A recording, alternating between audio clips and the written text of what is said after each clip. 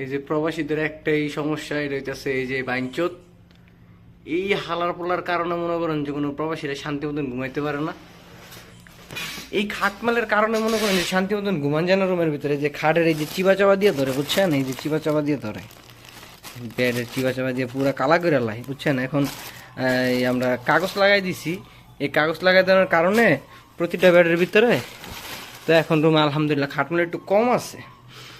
ওই যে এই কোনাটা দিয়ে অনেক খাটমাল ধরছে। এই কারণটা কি খাটমাল ধরার কারণটা একটু আমাদের অবশ্যই জানাবেন। আমাদের রুম অনেক পরিষ্কার রাখি আমরা।